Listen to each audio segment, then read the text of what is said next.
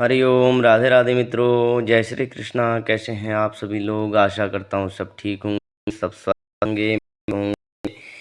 मेरे SG Joshi blog में मैं आपका स्वागत करता हूँ। यदि मेरी वीडियो आपको पसंद आती हो आए तो प्लीज़ शेयर कीजिए, सब्सक्राइब कीजिए और अपना कमेंट कीजिए। तो आइए जानते हैं आज कृष्ण जन्माष्टमी के शुभ पुण्य अवसर पर हम भगवान श्री लड्डू गोपाल जी का पूजन कैसे कर सकते हैं। हमने सुबह से तैयारी कर ली है और लड्डू गोपाल जी के पूजन के लिए हमने जो भी सामग्री एकत्रित हो सकती है वह एकत्रित कर ली। सर्वप्रथम हमें पूजन करने के लिए एक सामग्री एकत्रित करके हम सर्वप्रथम दिया जला के भगवान श्री गणेश जी का पूजन, महालक्ष्मी जी का पूजन करें। महालक्ष्मी जी का, गणेश जी का पूजन के उपरांत गणेश जी से प्रार्थना करें कि गणेश जी हमारे लड्डू गोपाल जी के पूजन में आने वाले सभी प्रकार के विघ्न को आप हरना। कोई भी हमारे इस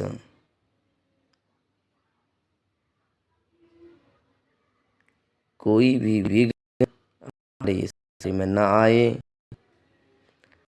इस हेतु प्रार्थना करना। और उसके बाद भगवान श्री लड्डू गोपाल जी के पूजन के लिए हम एक सुंदर सा पात्र लेंगे और उसमें भगवान लड्डू गोपाल का खीरे से जन्म कराएंगे। भगवान श्री लड्डू गोपाल जी को हमने खीरे में से निकाला और सुंदर से बिल्व पत्र के आसन में भगवान श्री लड्डू गोपाल जी को विराजित किया।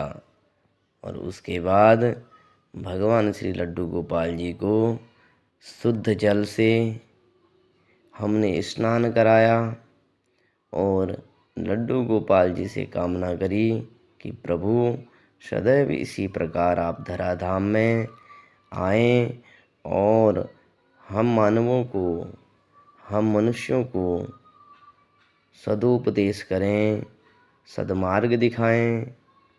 सर्वप्रथम हमने दूध से, उसके बाद हमने दही से, और दही के बाद हमने शुद्ध जल, फिर हमने घी का स्नान कराया, फिर हमने जल का स्नान कराया, फिर से हमने शहद का स्नान, और उसके बाद हमने फिर शुद्ध जल का स्नान, फिर हमने कुछ खंड ले लिया, चीनी, शर्करा इत्यादि ले से स्नान कराया। उसके बाद पंचामृत का स्नान, उसके बाद फिर हमने पीले चंदन का स्नान कराया। ठाकुर जी को पीले चंदन का स्नान अति है। और उसके बाद हमने रक्त चंदन का स्नान कराया। रक्त चंदन स्नान के बाद हमने पुष्पों के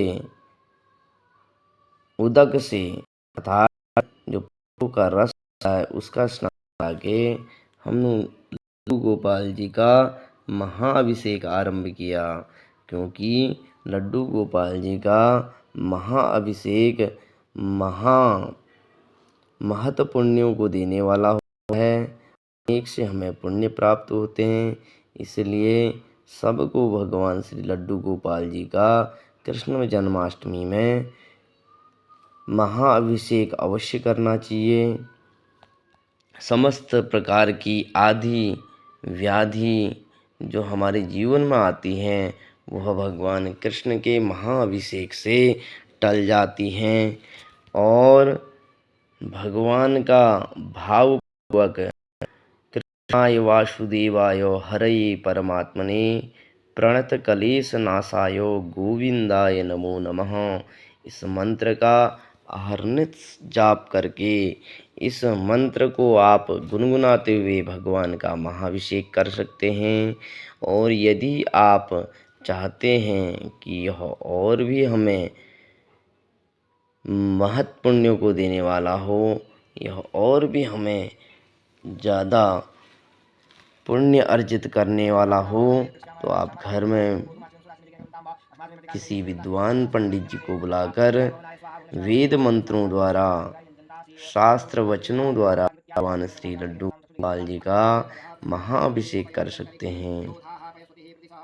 भगवान का ध्यान किया, बंसी विभूषित करा, नवनीरदाभात पीतांबरा दरुणबिंब फलाधरोष्टात् पूर्णेन्दु सुंदर मुखात् बिंबनेत्रात् कृष्ण परमपिं तुमहं न जाने। और उसके बाद हम लड्डू गोपाल जी के महाअभिषेक के उपरांत उन्हें शुद्ध जल का स्नान कराकर और पुष्प से हम उन्हें चालित करके पोंछ कर शुद्ध कपड़े से पोंछ कर हमने उनका दिव्य श्रृंगार किया। और श्रृंगार के उपरांत हमने श्री लड्डू गोपाल जी को सुंदर सी अपने हाथों से बनाई हुई माला पहनाई और उसके बाद हमने उनको टीका चंदन इत्यादि करके उन्हें हमने विराजित किया, एक आसन दिया और आसन के ऊपर विराजमान किया।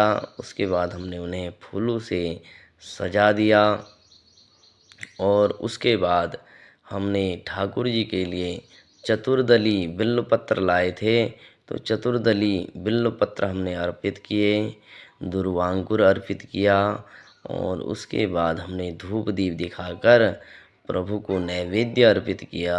आप नैवेद्य में जो भी आपके पास पर्याप्त सामग्री में फल हों, आपके पास ड्राई फ्रूट्स हों, आपके पास मिठाई हो, उसका भोग लगा सकते हैं। और भगवान को तांबूल बीड़ा अवश्य अर्पित करें। भगवान तांबूल अर्पण करने से बहुत प्रसन्न होते हैं, क्योंकि मुख की शुद्धि के लिए तांबूल अति आवश्यक है। और भगवान श्री लड्डू गोपाल जी हमने फिर इत्रों से सुसज्जित पुष्पों की वृष्टि करी, पुष्पों की वर्षा करी और उसके बाद हमने दिया जलाकर प्रभु की मंगल आरती की कामना करी। मंगल आरती हमने भगवान श्री लड्डू गोपाल जी का कृष्णाय वासुदेवाय हरये परमात्मने प्रणतकलेशनाशाय गोविंदाय नमो नमः। आरती बाल कृष्ण की कीजिए, अपनो जन्म सफल कर लीजिए। श्री यशोदा को परम दुलारो, बाबा की अखियों को तारो, गोपियों के प्राणों को प्यारो, इन पर प्राण निछावर कीजिए। आरती बाल कृष्ण की कीजिए। इस मंगल आरती के साथ हमने आरती संपन्न करी और आरती संपन्न होने के बाद हमने अपने घर में जो भी पकवान बनाए थे उन पकवानों का भोग श्री ठाकुर जी को अर्पण किया और ठाकुर जी को बड़े प्रेम से अपने हाथों से वह भोजन पवाया, क्योंकि हमारा व्रत था और व्रत तभी संपन्न माना जाता है जब आप अपने इष्ट को सर्वप्रथम अन्न अर्पण करें। तो हमारे घर में खीर बनी थी, रायता बना था और सब्जी बनाई थी और रोटी बनाई थी।